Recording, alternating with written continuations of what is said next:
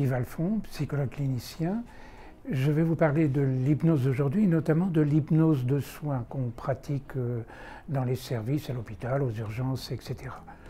L'objectif de l'hypnose de soins, c'est de donner un outil aux soignants pour leur permettre de réguler les émotions des patients, surtout quand ils sont très angoissés, quand ils redoutent un acte potentiellement douloureux. Alors qu'est-ce que l'hypnose ? L'hypnose, c'est un processus psychophysiologique proposé par les soignants et contrôlé par eux pour amener le patient à gérer son stress, son angoisse et son ressenti de la douleur dans des actes médicaux potentiellement douloureux ou dans des situations où ils connaissent la douleur aiguë.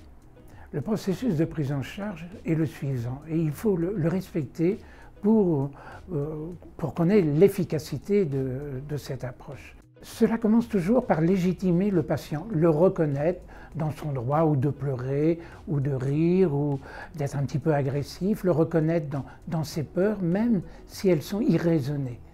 Et ça, c'est important. Et reconnaître le patient, c'est ce que nous appelons légitimer le patient, c'est-à-dire on va avoir cette phrase-là, avec ce que vous m'avez dit, avec ce que vous me montrez, je serai à votre place, je n'aurai pas ma blouse, je serai à votre place, je serai comme vous, c'est-à-dire je serai stressé, je serai mal.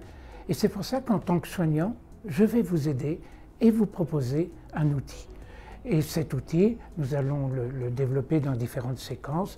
Ça peut être effectivement que la personne se retrouve chez elle dans un endroit confortable ou dans un ailleurs confortable. Ça peut être la catalepsie des paupières, on va vous montrer que c'est excessivement rapide.